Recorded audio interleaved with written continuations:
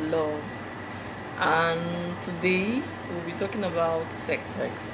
Yeah, so join in, and when you join in, please tell us where you are watching from. Yeah, so do we start? Yeah. Okay, so let's look at we don't need to define what sex is anymore. I think everyone knows what sex is, right? Okay.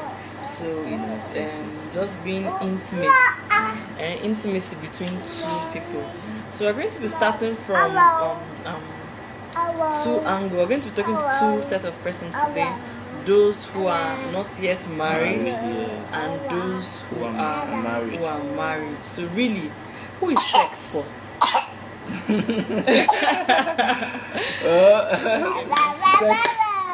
Sex is actually for the married.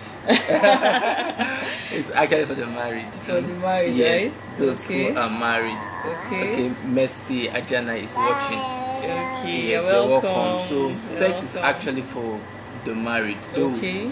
We live in a generation now where it has been grossly abused and misunderstood. There are some persons who are not married who are already having sex, and it's not supposed to be ideally. It's not supposed to be, but it's for the married. Okay, it's for the married. Okay, so we're going to be looking at the dangers of premarital sex. Just like he said, that there are so many persons who are not married today who are having sex. You know, it's like sex has been normalized. Yes, for those once you are in a relationship, courtship or dating, they begin to sleep with themselves. And this is what brought about cohabitation. The people begin to live with themselves, you know, and just doing stuff that married people are meant to do. Yes, so let's proceed. Okay, so what are the dangers of premarital sex? That is dangers of premarital sex in marriage. That is because most times when you say don't have sex before marriage, they be like, you hear stuff like, oh, he's gonna marry me, oh, she's gonna marry me, and so let's just start it from now. But what you feel most times, you know of the dangers of premarital sex before marriage. That is the STDs, the pregnancies, and all those ones that comes before. They are a set of repercussions that you would not see until you have actually gotten married, and then you begin to face these things. So it is dangers of premarital sex in marriage. What is going to play out in marriage? So quickly, let's look at it. Okay, so the first point we have here is comparison. Now, for some persons who have been sexually active with different partners, the danger of such in a marriage setting is that it could lead to comparison. Okay. Now, how does this work? You begin to compare your current partner, who you are married to, with the previous sex partners that you've had, and there's that tendency for you to become dissatisfied with what your current partner is performing compared to the previous sex partners that you have had, and that is very dangerous for the marriage setting. When you begin to compare, you begin to feel, this person knows how to do this one very well, this one cannot do this, this person is good at this one is not good at this. Now it is very dangerous, and that is why it is better to get married on a clean sheet with a good memory, where you can't really quote unquote compare. Now when we talk about comparison, it comes to play. It's like me tasting your zobo, and I now want to taste another person's zobo's drink. There's that tendency to compare it. This person's zobo is better than this person's zobo. So what if I've not tasted any person's zobo and I just buy one particular person's zobo and I drink, I won't know the taste of another person's zobo. I don't know if it's making sense. Yes. So that is what premarital sex with different partners before getting married can actually lead in the marriage setting. It will lead to comparison, where you begin to compare your sexual life with the previous partners to your current partner, and it's very dangerous. Yes. So this will also lead to early dissatisfaction in marriage. Sex is one of the how that put it, the anchors of marriage. Let me use the word one of it. There are many things though, but one of it. So when you begin to compare your partner, with like my mom usually say, when you say comparison, you say as to what. So there has to be something else for you to be able to compare something else with. So as to what? So when comparison comes in play, there's early dissatisfaction in marriage, and when a spouse becomes easily dissatisfied with what the partner is giving, with what the partner is offering, then that marriage can almost not last long. You understand? I gave an analogy last week, and I would still like to say it that when, for example, it's an analogy, it's not a real life scenario now, but for example, a partner is supposed to get tired of, they're supposed to get tired of each other, partner is supposed to get tired of each other within 5 years, and you spent 3 years sleeping with yourself before marriage, and then you get married. It is remaining like 2 years for both of you to get tired of each other. So you find out that you see marriages these days of 2 years, a year, they are beginning to have some certain marital issues spanning from the bedroom. Why? Because of they have been sleeping with themselves before they got married. So there's nothing new, no adventure with your partner, nothing new. Is it not you? Is it not you that have been? So there's this early dissatisfaction that you get with your partner. Okay. So do you want to take the next one? Okay, the next one is unveiling of covered realities during the days of courtship. One of the dangers of premarital sex in marriages, when they failed, most times when people sleep with themselves in relationship, that tends to be the focus of that relationship. Once they start sleeping with themselves, that tends to be the focus of that relationship. So when both of you, the only thing you did in the days of courtship and dating is to sleep with yourself. What you failed to uncover in the days of courtship, the questions you failed to ask, the discussions you failed to have with your partner, the heart-to-heart session you refuse to focus on, a lot of facts or whatever it is that you neglected in the days of relationship, it will meet you to catch up with you. Like I said last week, that your days of relationship is directly proportional to your days of marriage. So it will catch up with you in marriage. So it is in marriage that you will now begin to unveil these covered realities about your partner that you should have known right from time. That's when you will now know that it's like this, your husband is not a family man. Anything children, doesn't want the disturbance of kids. Then you know that your wife, no, she's not this, she's not that. It is in marriage you begin to uncover these realities. The truth of the matter is that the person didn't change. It didn't change. It had always been there. It has always been there, but you refuse the sex. I can see my major prophet one, John Enejo, is watching. Yeah. I can see that Obina Okenyeka is also watching. Yeah, just to say hello. You're welcome. Yeah. You're welcome. So this what you failed to shine the torch on, to trash, things that you failed to discuss and trash out in the days of courtship, you are going to have to trash it out in the days of marriage. And then some people enter into something that they cannot come out of it, because divorce is not really easy. So you now enter into something that they cannot easily come out of it. This is who you are married to. You have to take it like that and accept it, accept that person like that, and then you now begin to struggle on your own. But even if you talk from now to tomorrow, some of these things would not change, because you cannot change a person. Only the Holy Spirit can change a person. So you find that couples begin to struggle in marriage, because the truth is that it takes more than sex to hold a home. Yeah, and just to add to the things that she has said, that there's more to marriage than sex. There's actually more to marriage than sex. And one thing that sex has the capacity to do is the tendency to blind or to blindfold the eyes of those who are involved, especially when two persons just meet themselves and the next thing is they start sleeping with each other. It will blindfold your eyes from seeing the main thing you are supposed to see and to consider the main things you are meant to consider. All you keep thinking of is that this person is good at bed, but there's more to marriage than sex. Yeah. So one has to be very careful.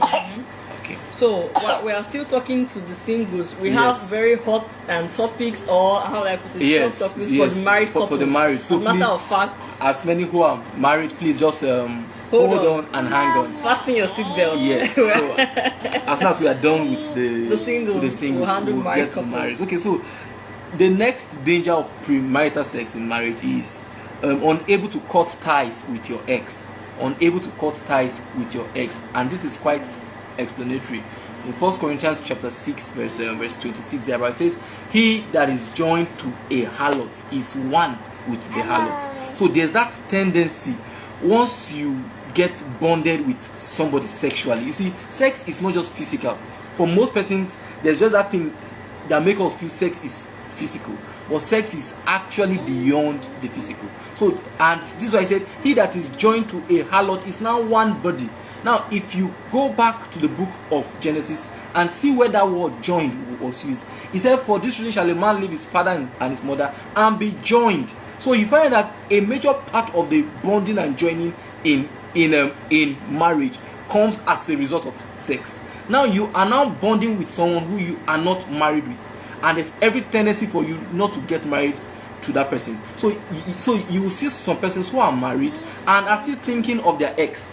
Why? Because it had created that soul ties.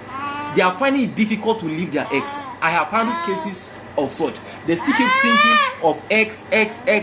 Why? Because there was that bonding that happened, and that's why one has to be very careful. I've seen married people who still chat with their ex. I've seen married persons who still sneak out to go and sleep with their ex. Why? Because of that soul tie. So let's not think sex is just physical and everything. No, it creates a kind of bonding that only God can explain, and that's why we must tread with sex carefully. And this is why God in his wisdom said sex should be reserved exclusively for those who are married, because once it happens that it now happens before marriage, there's that tendency for you to be bonded to that person, and it can lead to soul ties, especially when you don't eventually get married to that person. Okay, so the next point now is removing God from the equation. You know, God has given us the commandment that the bed should be undefiled. We're talking about the dangers of premarital sex in marriage now. Yes, right? Okay, so removing God from the equation. God has given a commandment that the bed should be undefiled.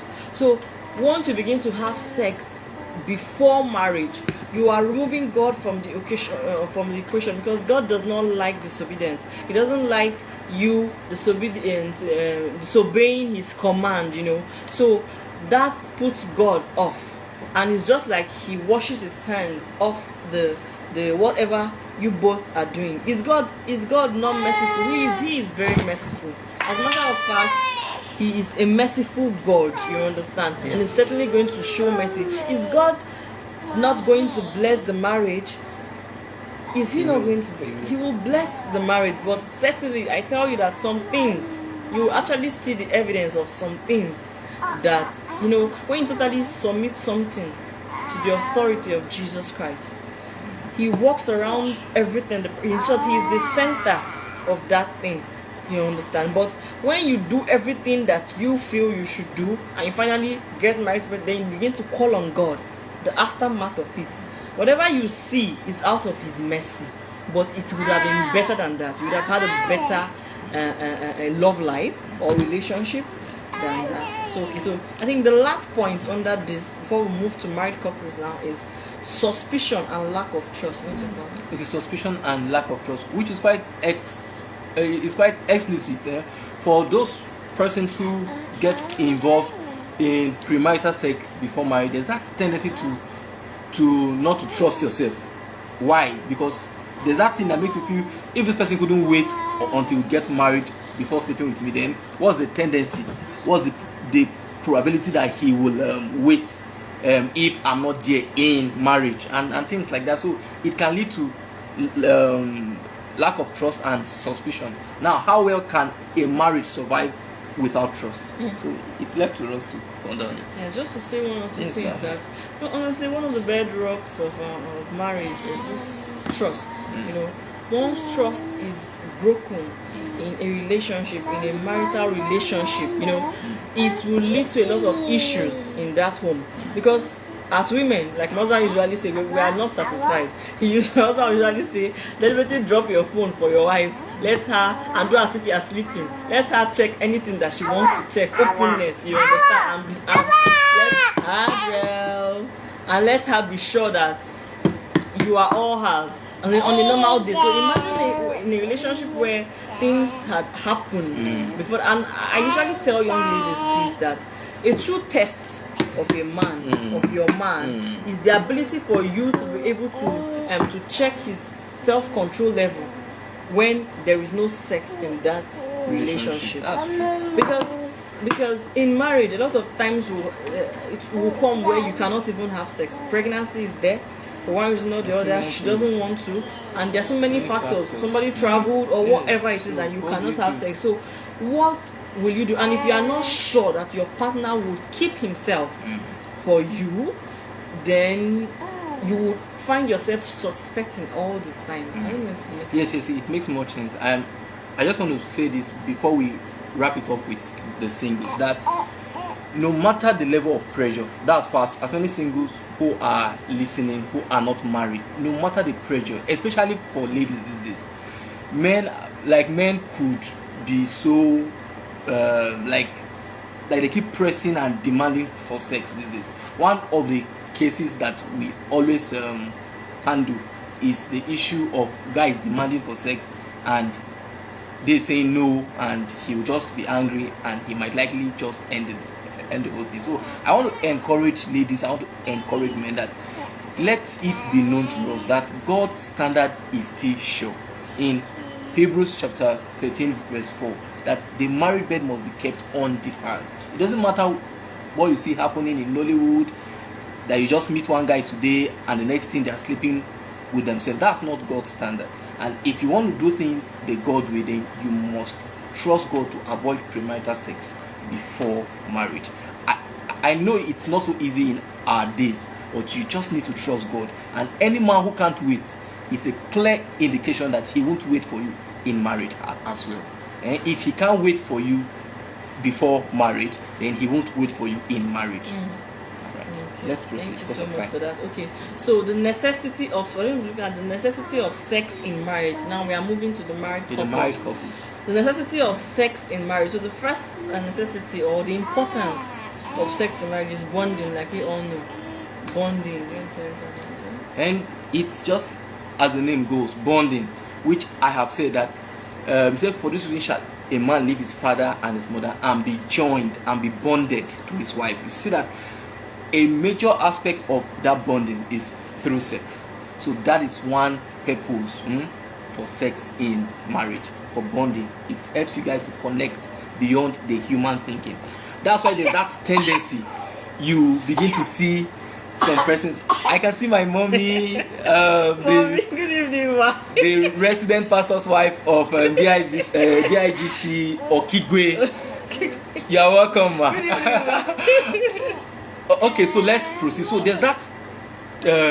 So I was speaking on bonding, right? Yes. So you see, a major aspect of bonding in marriage comes as a result of sex, and that's why some persons can't explain when a couple stay together for a very long time, 30-40 years, they begin to look alike.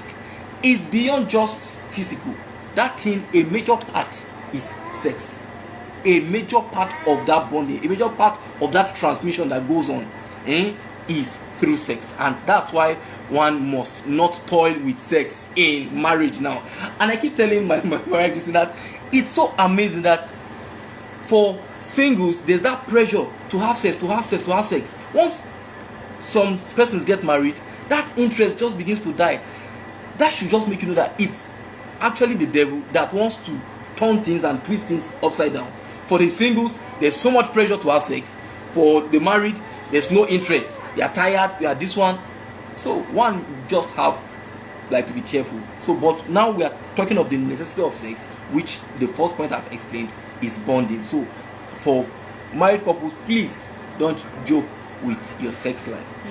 So the next thing on the importance of sex in marriage is sexual satisfaction. Yes. I'm really mommy saying it. God bless you guys. Okay, remember, sexual satisfaction.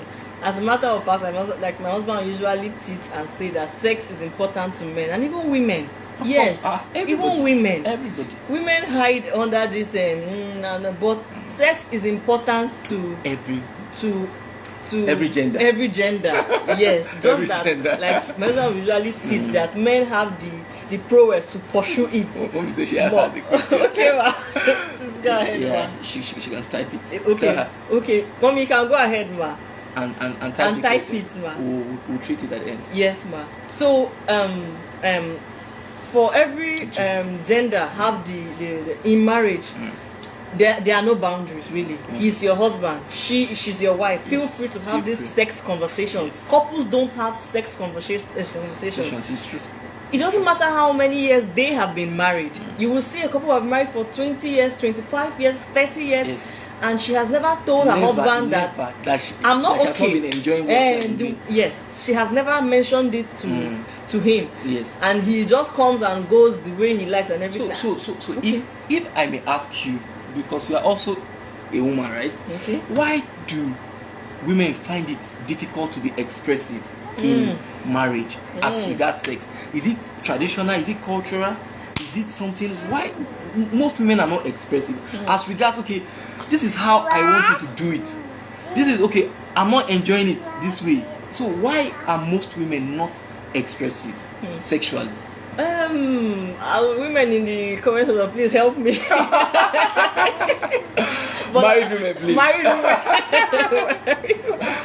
So I would like to first of all say that I feel it's a cultural thing, as well as the way we were raised, what was modeled to us. That's right.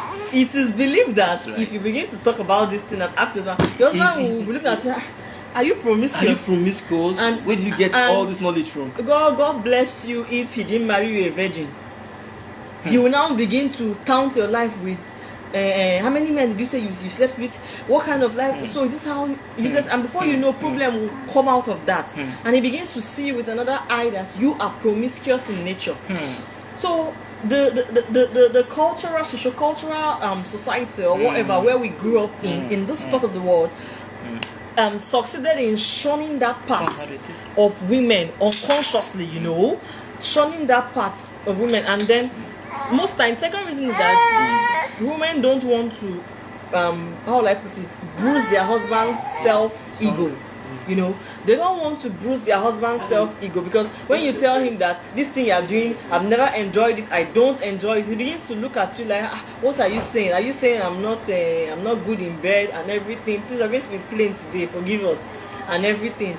So these are some of the reasons why married women do not communicate, talk about sex with their partner. And then married women in the comment section, please you could also type and help me with other reasons why they do not communicate sex with their other partner. Okay, so let's quickly look at, he's coming, he's attending to our son.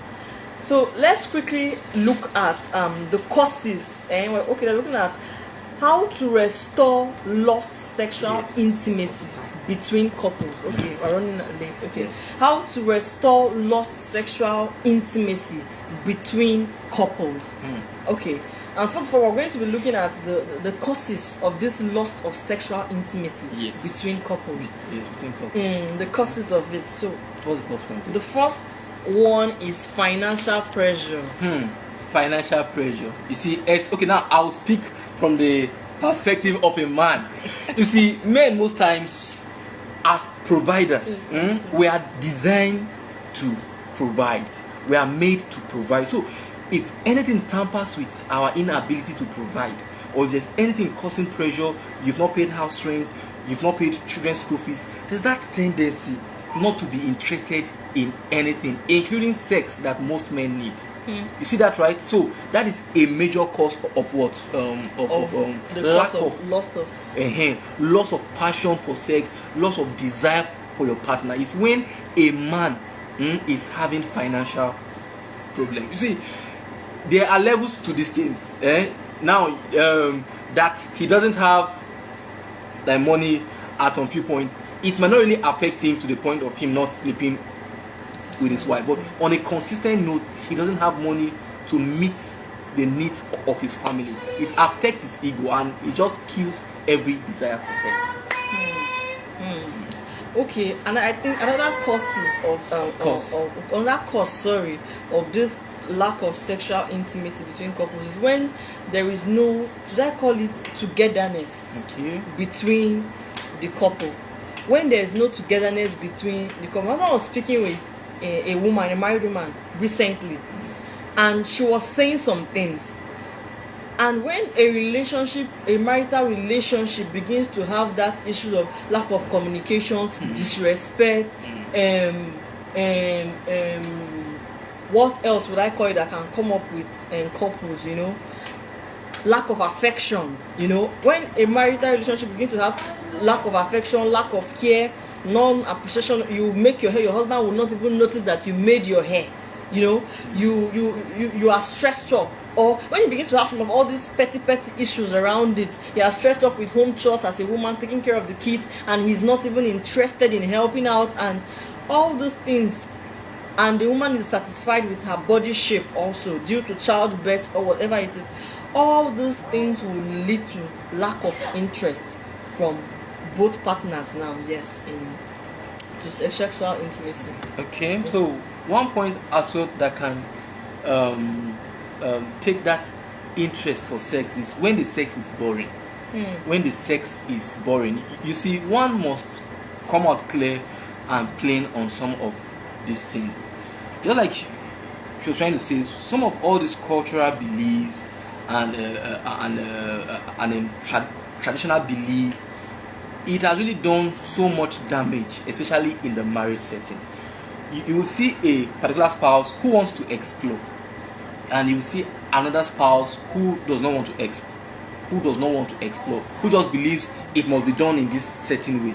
It makes the sex boring. And when a man or his wife is not enjoying sex, you see, it becomes like, this thing is a burden to me. Why? Because we're always doing the same thing. So I personally feel that this particular point is a major factor affecting the sexual life of most couples. Sex could be boring, especially with the same partner. And you see, it is part of the thing that makes some men to go to cheat and makes some women to cheat, because they want to explore. They feel this thing could be better. But you don't have to cheat. For us who are Christians, we don't cheat, right? We believe in one partner for life. So you must spice it up. So that is just the point. Okay. So let's not go to how to, or should we handle it now? Okay, I think we should we should just itemize it, right? Or should we be mentioning a Okay, let's finish this. Then we now. I was trying to ask you a question based on this point, but I think it skipped my memory now because I was. But maybe I will get to it. Yeah, under this boring sex and all of that. I pray I remember. Okay. So the next one is poor personal hygiene. Poor personal hygiene can put your spouse off. That's the truth of the matter. It will make the person lost interest for sex. That's the truth of the matter. So your personal hygiene and everything you do around it doesn't stop before marriage. When you're looking for a husband or when you're looking for a wife, you're all dressing nice, perfuming everything. It continues and becomes more intentional in marriage. You must ensure you take care of yourself and your genitals, your private regions. Ensure you take care of it, your oral health. Ensure from time to time you go for just see your dentist, and everything that comes with oral health, body, all those things. Just ensure that your personal hygiene is intact. I just want to add something to the personal hygiene, especially for men. I don't really know for women. For most men, odor turns a man off. Even women too. You see that, right? So odor turns the both gender off. So one must really be very careful and try to maintain a good personal hygiene. So for women, married women who are listening to us, we will be treating one of this, I think, in the coming conference. Vaginal health. We're going to be handling that for married women. So you can join in. So the last point on that is quickly, because of time, because we are racing to go for premarital classes. We have premarital classes by 8 to teach. So the next one is baby changes everything. Yes, so this could be a major cause of loss of sexual intimacy in marriage. Yes, as a matter of fact, if you are parents that have a small baby and everything, especially first-time parents or all of that have little children, you find that it is when you want to, you and your partner want to appreciate God very well for both of you marrying yourself. Yes. You understand what I mean? Yes. That's when the baby will just begin to cry. Calm down. I'm taking it personal. Children at times cry. It's like they actually know something. They'll just begin to, and you're wondering, sometimes you even started the appreciation to God. You're still appreciating God for both of you very well. And in the middle of it, one wake up like this. And it can be so painful, like to men most times, understand, right? Okay. I don't know if it's also painful to women. I don't know. Married women, please help us. So that thing is something else. Nobody will tell you about this, but married couples can relate very well. Very well. And that's so at that point you have to stop. And most times when you stop, the energy, that vibe, that fire to come back is not really there. And so that day is lost, and then you're rushing for work the next day and all of that. So that's one of the struggles. Yeah, so let's quickly run along to how to solve these issues and how to restore this lost sexual intimacy. Yeah, because there are many couples who are actually experiencing this. But sex is one topic that most times people are shy to talk about, especially in a godly setting. Eating rice. Obviously, it's eating rice. Okay. So, sex is one topic that most times married couples, especially in a Christian setting, they are so shy to talk about it. And many persons are going through a whole lot. We must be free to say these things so we can encourage ourselves. And I feel that the devil attacks the sexual life of married couples. Yes, especially before. I feel so. You know, I will trust God for our video equipment to come back live on YouTube to share some things, and even from our own personal experience. I can remember when we got married newly. We traveled for our honeymoon, and there are a whole lot of stories that we have not shared, but we trust God to be sharing it. You understand? So you will know that it's like the devil fights the sexual relationship of couples. Just like my mother said that when they are not married, he will push you to have sex before marriage. But when you are now married, all manner of resistance, no interest. I'm tired today, headache, all manner keeps fighting. Why? Because that thing can bond couples together, and help create them peace and create peace. Yes, create joy in the home. But you see that we fight. Okay, so let's look at how we can handle such challenge of lack of interest, of lack of passion. So the first point we mention as what will cause financial pressure is financial pressure. So how can you tackle financial pressure if not for you to encourage yourself? You see, life is beyond your struggles. Oh, I want to meet this, I want to build a house before this age, I want to do this, I want to accomplish this, and the devil is just attacking your marriage through the angle of sex. Sincerely, all I can say to a man who is going through financial pressure and who is beginning to lose interest in anything that have to do with intimacy.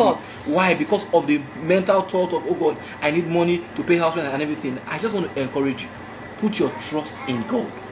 put your trust in God. By you thinking, it won't even bring out the money, and you are continuing to stay farther apart from your spouse. You are beginning to create loopholes that the devil can use to come in. So please, I want to encourage you, let go of some of those financial pressure and enjoy good time with your spouse. Yes, as a matter of fact, enjoy yourselves, then later you begin to continue to think about your problems. All right. So the next point that boring sex. Okay, boring sex. So okay, yes. So how for couples who are battling with the challenge of a boring sex, you see, both of you must be open to each other and must be open to exploration. Be willing to explore. Be adventurous. There are actually types of sex, right? There's one they call the exciting sex. They have the pleasurable sex and things like that. Yes, I know that it might not be every time you guys meet that it will be a pleasurable sex. No, but one more. She's talking of the financial part, but that's how the point. So but one must be trying and be willing to explore. See, sex must not be in one position. Sex must not be in the bedroom. And that is the pleasurable aspect of sex. Sex must be adventurous. A pleasurable sex is a sex that is full of adventures, doing things you've not done before. It must not be every time that the man must be on top, right? You see, there are times it must not be even in the bedroom. It could be in the kitchen, it could be in the sitting room, it could be in the car, as comfortable as your car may be. If it's a tinted glass, you can wind it up, you put on your AC, and you have good time. See, one must learn to spice these things up. See, for us who are Christians, we cannot go out and cheat. So why not spice the one that you have? And why I'm stating this is many persons are having such thoughts at the back of their minds, but they can never share to anybody that the sex life is boring. But they just keep trying for how long? If one lady at your workplace just offer to do some kind of crazy things, you are long gone. Or if one man says, I will try this on you, she's long gone. So for us not to yes, in the car, it's you see, that is the pleasurable aspect of sex. It must be adventurous, something you've not done before. So long it's not like something that defies your conscience. So long you are not sinning against God, go ahead. Even God will be doing you like this from up. Understand why? Because you are now married and everything. So the point I'm trying to state is that we must kill that aspect of boring sex. Try something new. It might not be something you have ever heard of. So long it's okay and it doesn't defy your conscience, you can try it. Okay, I would like to state it that sex shouldn't be done under pressure. Sex shouldn't be, it should be just enjoyed. It shouldn't be something that you are just under pressure or you are just anxious and everything. When you are when you are under pressure to have sex with your partner, usually you will develop anxiety issues. Yes. So you calm down in a relaxed mood. Just laugh, just play, flirt with your wife, with your spouse, with your wife, with your husband. And that is where most Christian men are not really doing well. I must say it. I must say it. Especially for some of us, you see, we have that passion for God and always everything. carrying face you like see, this in the house. One must be very careful, so that you don't begin to make your wife to fantasize about these things and long for it outside. One must to flirt with your wife is not wrong. You are now married under God. Yes, sir. There's nothing wrong to say, baby, I saw you undressing today and I saw your bust and whoa, my head. It's okay. It's your wife now. But for most Christian men, Jesus, why should I say kind of thing? Why not say something edifying, something that will lift her spirit and say, oh, while I was studying this morning, the Holy Spirit showed me that God is going to. That is okay. But there are times you put her anticipation engine running. You make her begin to anticipate sex by the things that you see. That, oh, baby, I have just been at home here thinking of you. I can't wait for you to return from work. Her mind will begin to think already. What is happening? You start running. She begins to think of something. But when you just make everything look, do you know that it's as bad as some couples not having foreplay? foreplay is that initial sexual activity, but it doesn't entail penetration. So it can be high in terms of romance, it can be high in terms of cuddling, it can be high in terms of touching and things like that, but not yet penetration. But most men were designed to just come in and just go in, understand it? But it doesn't work that way in a marriage setting. So there are times you must engage in foreplay. Then men, it's not every time you romance that it must lead to sex. See, this thing could make sex to be tiring for most women. At times they just want you to hold them close, just say nice things, whisper those sweet nothing like they call it, but don't penetrate. But most men were designed that once it's just time for, we just want to hit this thing running and we are done. Hey, Father, thank you. But that is not how it works. Let me just allow it. Okay, a lot of time, we have so much to say, but we are racing for time. So the next point that we spoke about is this lack of interest in your partner now. What interests your partner doesn't interest you. But that was the causes that we spoke about. Lack of interest in your partner, empathy. People, when their partner is not feeling fine, to say sorry, how are you doing? Check your temperature. Do you need water? Should I wait on you? Should I give you food? You feed them. All those things, empathy is making your partner feel that you care about them. What they are interested in. Let what your partner is interested in also interest you. When your partner is complaining about stress, ensure you see the way to alleviate that stress from her or from him, as the case may be. Although they say that sex is therapeutic for sex. Is it right? Sex is what? Stress. Sorry, sex is therapeutic for sex. Yes. Sex is therapeutic for stress. Yes. So, but that is on the men's part. For a woman's part, when she's stressed, she doesn't want anything like that. So you can find a way to help her get over that stress by taking away some of those chores, taking the children away from her a little while, let her have some me time to herself, just to recuperate and everything, and then get her outsource the home chores if you can, if you are financially buoyant, if you have someone to help her, take away the chores from her and everything, the physical stress, emotional stress from her, so that both of you can have time to make out, right? Yes. I don't want to speak on that aspect where a man is not really interested in his wife because she has lost shape. Men, like most times, like we love breasts that are pointed. We want her to be in shape, figure 8 and things like that. And you know, there's that natural tendency when a woman puts to bed. There's that natural tendency for her body to lose form a bit, except she becomes deliberate. So for men who feel that, she has lost shape, she's not even attractive again to you, you could be of help to her. You see, marriage is highly complementary. You are there to help her, she's there to help you. There's a place for you to help her. Now, how can you help her? You can help her by cutting her diet, because for most women, when they give birth, they tend to eat more, right? Why? Because they are breastfeeding, and it could lead to excessive weight, which might not be so good for you. I can see my pastor, Pastor Kingsley Abba, is watching. You're welcome, sir. You're welcome, sir. So, for most women, there's that tendency to add weight and begin to eat more. As a man, how can you be of help? You can help her to control her diet. That's one. Two, you can help her to go out for exercise. It's not easy to exercise, right? So, you now go out with her, not minding your busy schedule. You go out, you guys will jog together, and you encourage her. There's some exercises that can help to boost a woman's bust up now. Some of these things must not be surgery. Yes. Why some persons go for surgery is just that they don't have enough discipline to go through the natural means. You understand it, right? God has designed this thing that, you see, this thing they call breast is mostly bicep, right? Tricep. It's mostly called it's muscle. So as you gym, as you take up this your what they call it, dumbbells, you find that it will begin to lift up. So as a man, you can be of help to your wife. And it's also good I speak to the women to know that men are moved by what they see.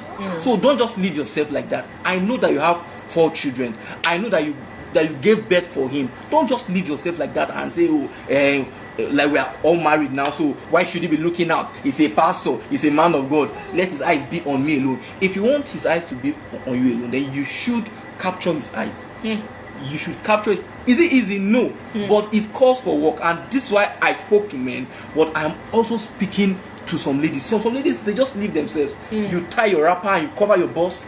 You see, what stops you from wearing some kind of nice, sexy lingeries? Push-up bras. Push-up bras. That will call his attention. That have breastfed babies. Please take notes, women. I am speaking as someone who is a believer, who is a pastor, who is so. I'm not speaking this as an unbeliever. There's that tendency.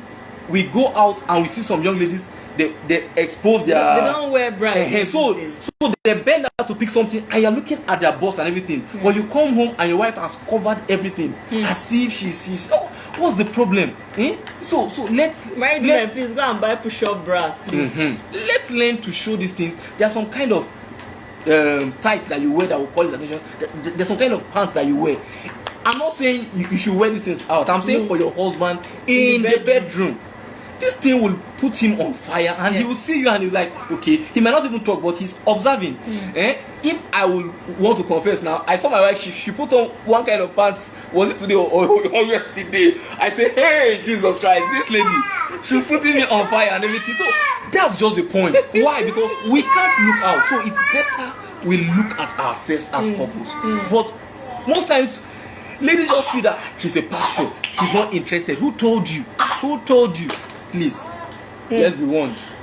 This is an indication that you should come for our couples program in December. Plan your vacation. It should be in Abuja. It's going to be fire. These are some of the things we discuss without holding back anything. We are holding back a lot of information. Why? Because different persons are watching. Yes, but these are some of the things we like. The last one, we really spoke like bedroom talk. A lot of it for married couples. So if you know any couple around Abuja, ask them to get ready for December program called Marriage Banquet. So I think we've handled most of the things that we. Then I would like to touch a particular point in conclusion about high fertility rates. I know of some couples, some men that were complaining. I know of someone that used to complain then that he doesn't want to touch his wife again because anytime he touches her his baby, and the woman on her own part, she doesn't want to give birth again because she's tired of carrying pregnancy and pushing and everything. But she found out that anytime he touches her, she would take in. So there's high fertility rates happening. So how would they handle this issue? The truth of the matter is people are running away from contraceptive, but there's a natural contraceptive method that one can use, to avoid taking in until when you want to take in. We actually did a research about it. So because of time, I would not go into that, but we trust God. One of these days we would say it. So I think we can treat the question. Okay, let's treat. Let me search for the question. Miscellaneous question. Said, what if the man along the line develops a problem and can't satisfy his wife sexually? What then will make them bond? Now, it is because I said one major aspect of bonding in a marriage setting is what? Through sex. And now she's saying, what if the man develops a problem and can't satisfy his wife sexually? You see, there are ways that you can satisfy your wife without using your sexual organ. That's just the truth. Now, we are mostly used to the penetrative sex, where the man puts in his male organ and things like that. But it's not always the case.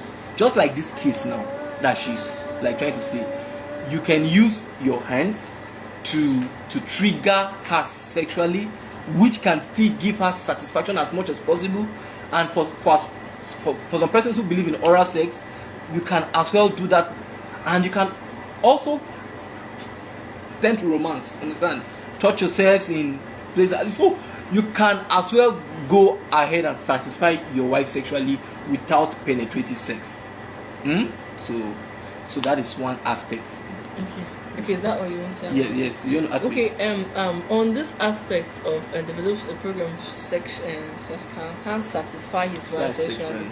There are other ways that both of you can actually make sex intense, romance intense, can make intimacy intense without even penetrative sex yet. And just like he has said, you could put up a show for your husband, but he has to be interested in it. You could just make it exciting. So he can satisfy his wife sexually. Like it's a man that can satisfy his wife sexually. Yes, if the woman can put up a show for her husband. Yes, she can just put up a show for him. Then in the course of that, he also can. And you never can tell at some point. We don't know exactly the issue, but you never can tell. He can now get aroused or something like that. It actually depends on the health challenge. Okay. So I just interpreted her question like to be that there are some men who are impotent. Oh, okay. Their male organ is not functional and things like that. So how can they bond as regards that sexual aspect? Understand it, right? And that's what I am trying to say. That one of the ways could be using a non-penetrative sex where they romance. But you could still enjoy yourself. That's what I'm trying to say. Yes, put up a show for him. Let him be interested in what you are doing. Let him touch you in areas that you want to, and you can still, just like he said, use your hands and whatever it is. Yes, you can engage to bond. Then it's also good that I stated that there are some couples now who are old who do not really engage in sex. Yes. 70, 80 years, 90 years, sex is not really a thing for them. But yet, like they're still together. Why? Because they still cuddle themselves, like they're there for each other. So, like the point I'm trying to make is that it must not rest on sex. It must not border on that penetrative sex alone. But this is not to say that a lady should not get married to a man who can satisfy her. But God forbid, things can happen. We have heard of people who got accidents and that aspect was damaged. So does it mean that it is now the end of the marriage? Certainly not. So to wrap up, my final word is to help us to know that, you see, emotional intimacy is what leads to sexual intimacy. Not sexual intimacy leading to emotional intimacy. People always confuse that. It is when you show affection to a woman or to a man, you show love to yourselves, like you care for yourselves, you show empathy, you are there for each other. That is what actually leads to sexual intimacy, not you trying to achieve emotional intimacy from sex. I'll just have to stop here for tonight. Okay, so because of time, we are running for premarital classes. Yes. We have a class to teach. So we trust God that we would continue. Next week Thursday, same time, and we'll be talking about marriage, right? Marriage. We'll talk about marriage, yes, and everything that comes with it. So, comes with marriage. Without further questions, I want to appreciate everyone for being here. We trust God to get our video equipment so that we can come back fully